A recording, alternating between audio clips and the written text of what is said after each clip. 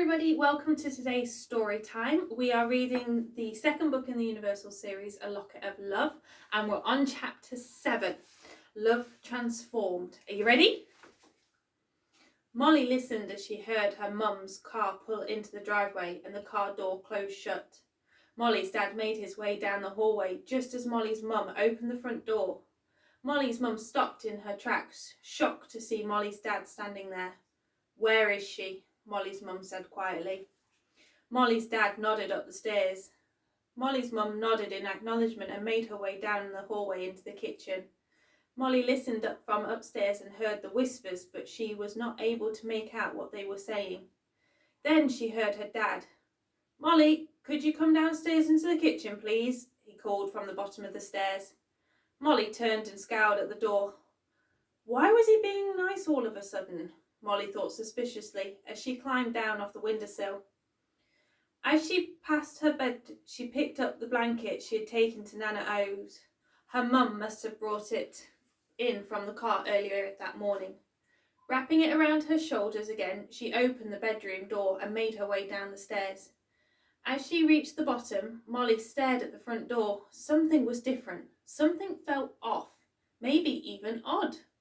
She swung herself around the banister and walked towards the kitchen. As she entered the kitchen, Molly saw her dad leaning against the worktop with a cup of tea in his hand, and her mum sitting at the kitchen table with her hands also wrapped round a cup of tea.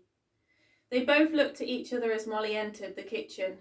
Molly moved across and joined her mum at the table, taking a seat that was also facing her dad. She sat there quietly, waiting for the lecture on running away in school time to begin. A few moments passed by and no one said anything. Molly began to get even more nervous, and she knew that this meant she was in a serious amount of trouble. Molly's dad was the first to speak. "Molly, we have some bad news to tell you," he said. Molly's face turned to shock, not because of the bad news, but because it wasn't about her skipping school. Molly's mum continued to stare into her tea.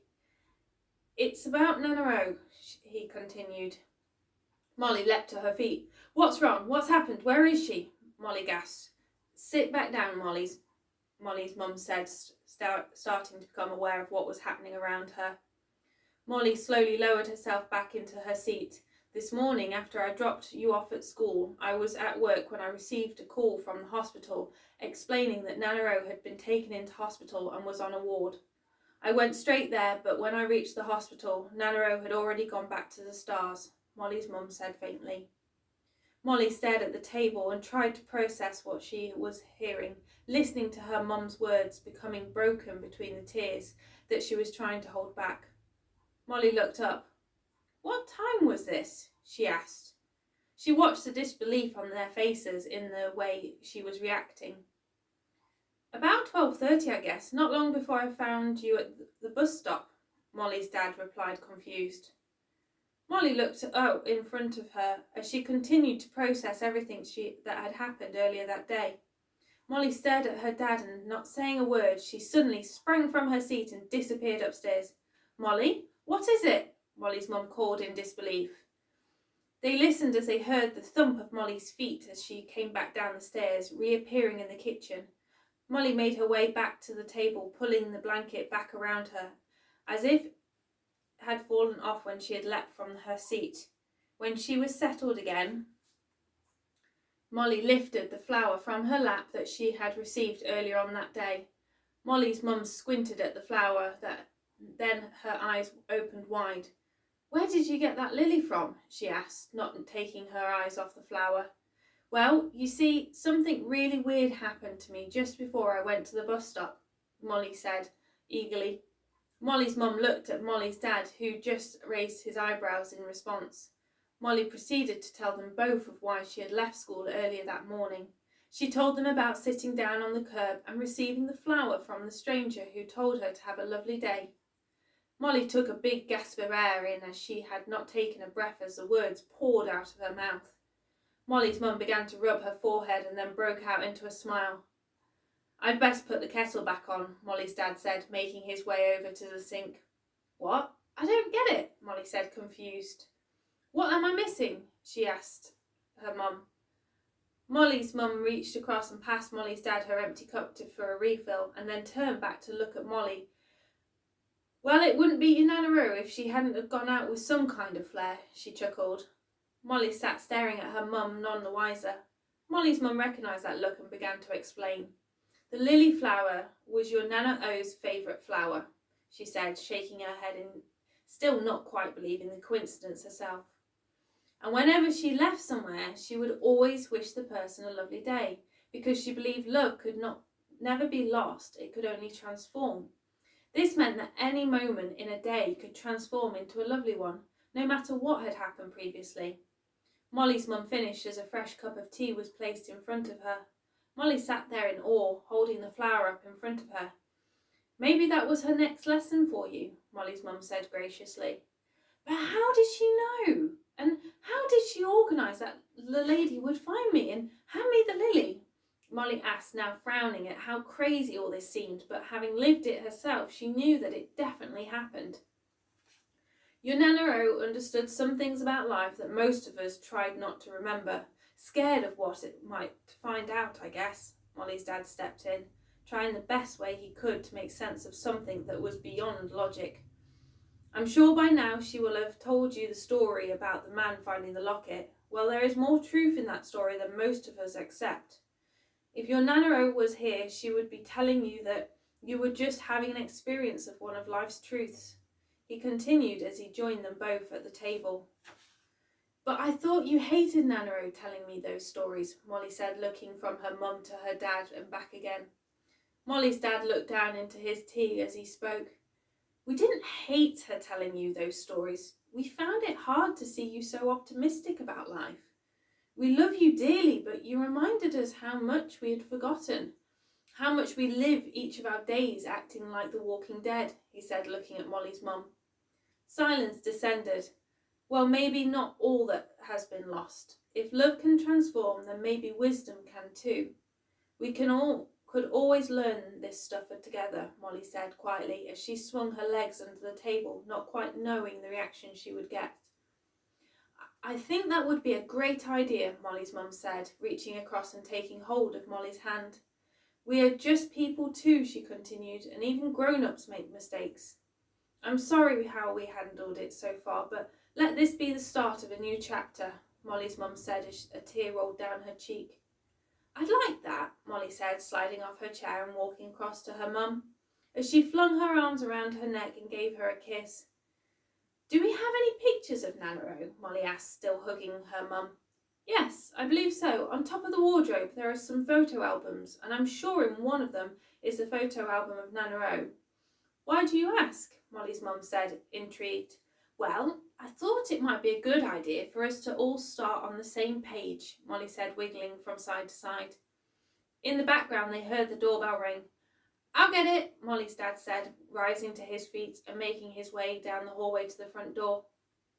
Molly listened to hear the person's voice. Maybe it was Layla and Dylan.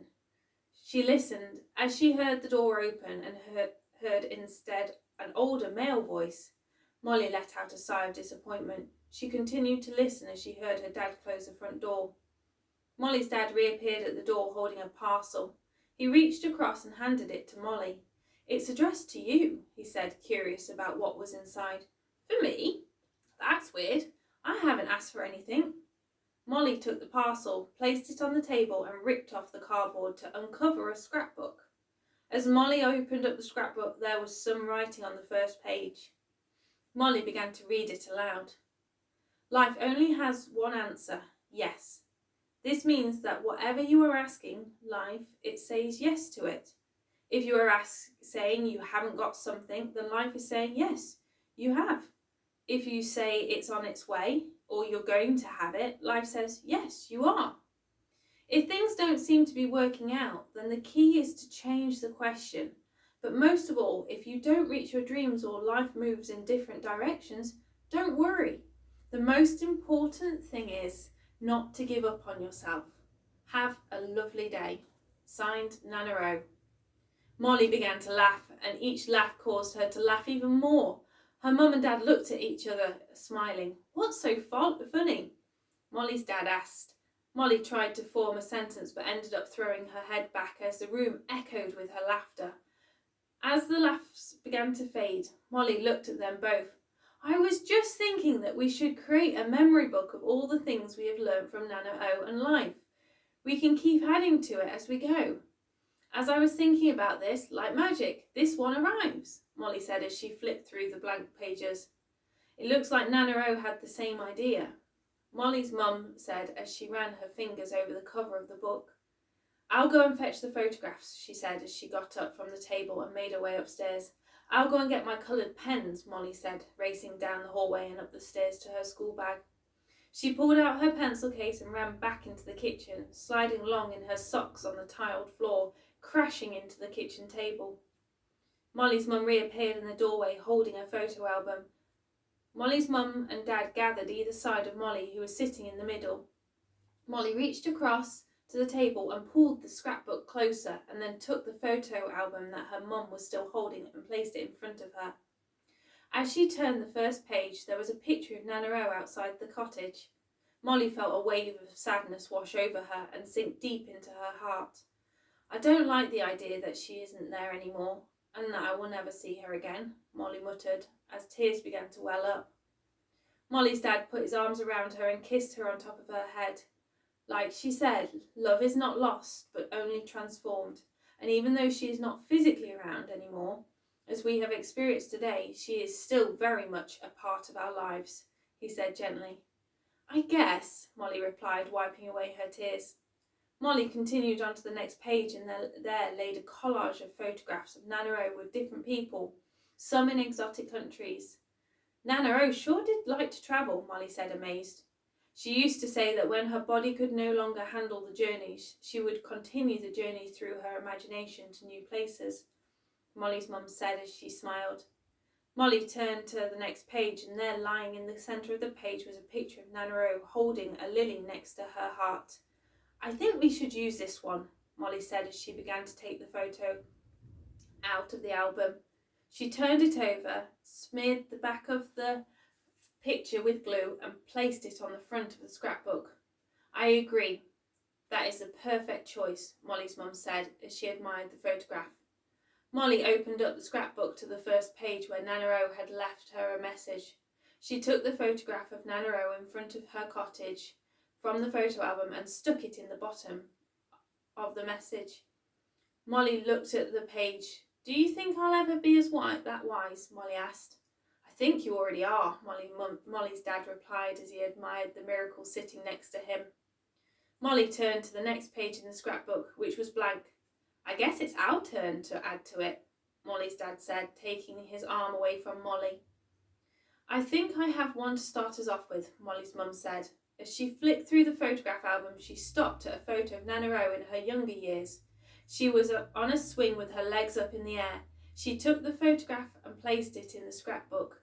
Taking a purple pen from Molly's pencil case, she wrote, "The more you let go of worry and what-ifs, the more room you have for love and what is." She placed the pen back on the table. "This is definitely something I need to do more of," she said as she looked at Molly's dad. "You and me both," he said as he stroked her hair. Molly began to flick through the photo album and stumbled across a picture of Nana O standing drenched on top of a big hill in the countryside.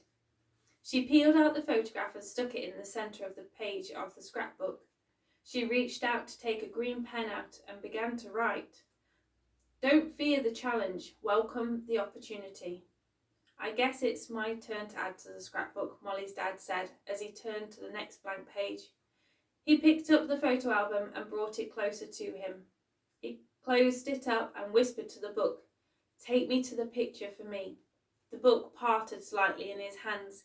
He proceeded to open the book up at that page, and there was a picture of a close-up of Nana O's face, and she smiled a mischievous smile with a twinkle in her eye. Molly turned to her dad.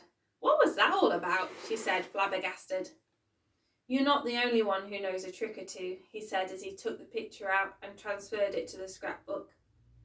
He took a red pen and began writing above the picture. "Nana O sat me down one night in front of the fire and told me these words. There is something inside of all of us that is untouchable and unbreakable. It's this part that carries us through our challenges, giving us strength when we feel we can't, showing us that we can. Molly's mum began to giggle. I remember that night. You walked out that cottage so confused, saying Nana O had finally lost all her marbles. Molly's dad began to giggle too. Yeah, I remember that. Then the very next day, that was exactly what I needed to know when I got fired from my job, and then by the afternoon I found this one. He began to shake his head, saying, she definitely did have a brilliant timing. Molly turned back to the photograph book, but this time she closed it like her dad and whispered to the book, show me the photograph which matches this thought. The book parted slightly. Molly opened it up, and there was a photograph of Nana O standing in front of a sunset, holding out her hands to the side of her as the sun was setting. It surrounded Nana O's body in red, purple and yellow, and her hands were outlined by the light. Molly took the photograph and put it in the scrapbook. She took an orange pen and wrote these words around the picture. Just because the rest of us can't see it doesn't mean it's not real. Just because it hasn't been done before doesn't mean it can't come true. Molly smiled, knowing that whatever lay ahead, she would make it through. Molly's mum took the photograph album again and flicked through. She found a photograph of Nana O in her favourite chair by the log fire. She took it out. I know exactly what piece of wisdom is meant to go with this photograph, Molly's mum said as she took it out and stuck it in the scrapbook. She picked up a pen and wrote, I know more about life today than I knew yesterday, but not as much as I will know tomorrow. Molly closed the scrapbook and smiled at the photograph in front of her. I guess this is what she means by love transformed. It kind of feels like she is here with us whilst we remember some of life's truths, Molly's mum said. Molly's dad wrapped his arms around Molly's mum, sandwiching Molly in between them. I probably don't say this enough, but I love you both to the stars and back, he said. Molly's mum and dad got up from the table and made their way across to the kitchen as they began to get their ingredients out for dinner. In the background, they heard the chime of the phone ring in the hallway. Molly slid off her seat. I'll get it. It's probably Layla, she said as she shuffled across the kitchen. As she entered the hallway, she reached and grabbed the phone. Hello, she said. Hey, it's just me, a voice replied on the other end. Hello, just you, Molly said, chuckling. No, silly, it's me, Layla's voice said eagerly. I know, it's you, Molly said in fits of laughter. The laughter became infectious as Layla began to laugh too. Layla was the first to speak as they composed themselves. Well, that answers that question, she said, happy to hear Molly sounding cheerful. What do you mean? Molly asked, confused. Well, after your disappearing act earlier on today, I just had a really horrible feeling all day that something bad had happened. There was a silence at the other end of the phone. I guess by the silence my intuition was right, Layla said cautiously. Molly just stood there, staring at the kitchen door, wondering how she was going to tell Layla. Yes, your intuition was right. Hang on a second. Molly took the phone away from her ear and placed it on her chest. Mom, she yelled. Can Layla and Dylan come over for tea? She continued. Yes, we're doing spag bowl for dinner. Molly lifted the phone off her chest and back to her ear. Layla, are you still there? Yep, still there. Here, I'll be over in 10 minutes. I've already texted Dylan. He's on his way. One mention of food and he's already had his shoes on. They both began to chuckle again. See you in a few minutes and I'll explain everything then, Molly said as she hung up the phone and made her way back to the kitchen. As she climbed back onto her seat, she picked the blanket up off the floor. You know, there is quite a story about that blanket, Molly's dad said, trying not to cry from chopping the onions. Molly looked down at the blanket that was now covering her body, at the individual stitches, colours and patterns. All I know is that it is just a blanket that Nana O gave me when I was born, Molly replied, as she stared at her dad intently for more information. Yes, that is correct, Molly's mum replied as she poured the pasta into the saucepan, wiped her hands on the tea towel and walked across to sit back at the table. That blanket was picked up on Nana O's very first walkabout. I can't remember where, but from then onwards, wherever she went, so did the blanket. When she handed it over to you, she said that many hours of happiness had been spent with this blanket. Many new places had been seen and obstacles had been overcome. Many words of wisdom had been absorbed into the fibres of this blanket, as each stitch was bound together with unconditional love. She hoped the blanket would protect and comfort you when you grew older and when she was no longer around.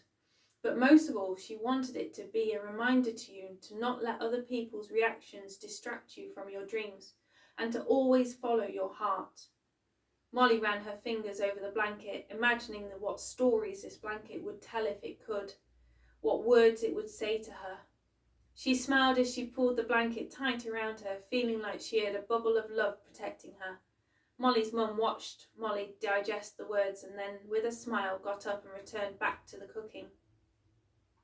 Molly reached across for the photo album and carried on flicking through them, looking at the many different experiences Nana O had captured with a picture.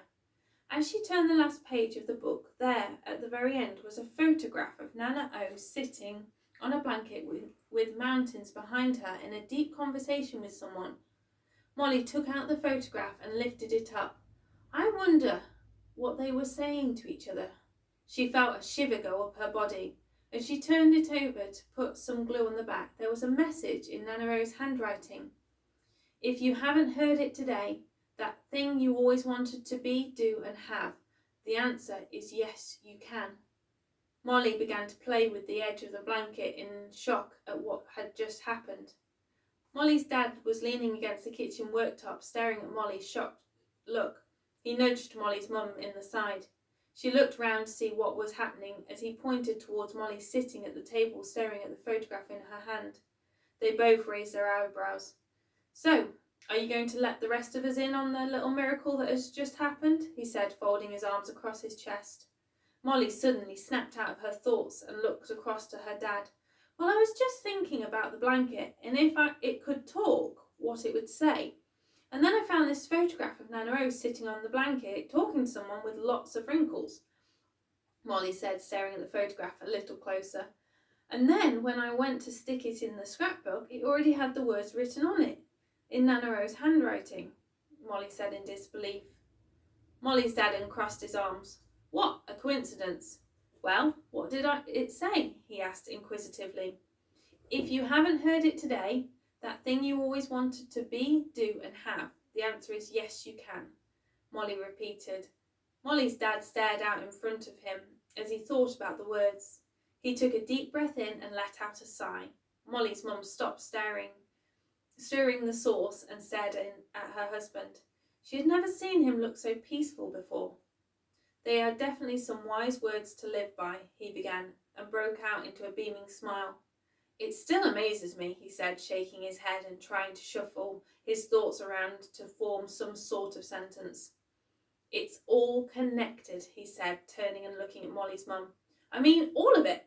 I think I have just got it. It doesn't just mean that just us humans are one. It means life is one. Us, the animals, the people we meet, what we are thinking at a given moment, how we are feeling, what we experience, what we receive. It's all the same. Every aspect of life. It just looks different and takes different forms. He frowned as he couldn't quite believe the words he was saying.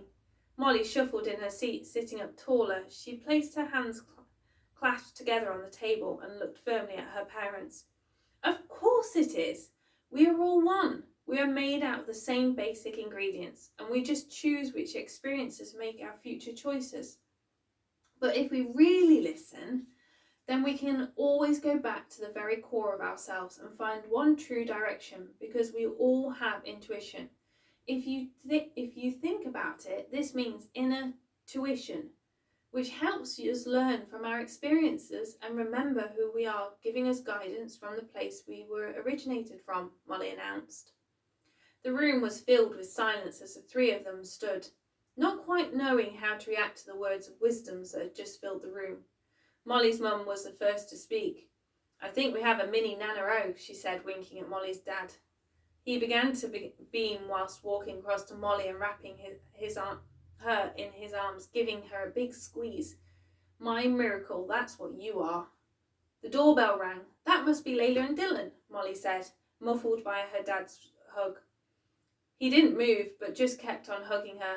I'd best go and get that, Molly chuckled as she wiggled out of his arms and skipped down the hallway. Molly opened the door to find Layla and Dylan rushing through, whipping off their shoes. So, what's happened? Dylan asked as he tried not to topple over whilst taking off his last shoe. Molly began to bounce up and down on the spot with excitement. I have got so much to tell you, she said.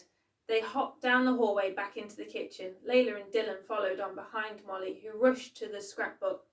She stuck in the photo of Nana O on the blanket and then took out a gold pen out of her pencil case and copied what had been written on the back of the photograph into the scrapbook.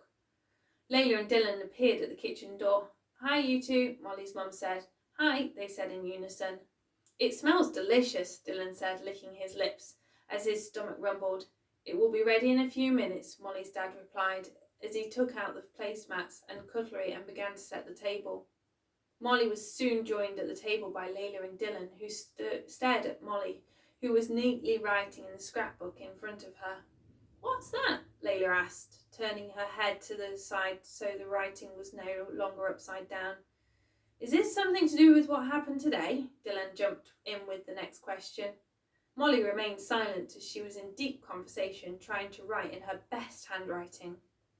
Molly's mum and dad appeared at the table with a plate in each hand and placed them in front of Layla and Dylan.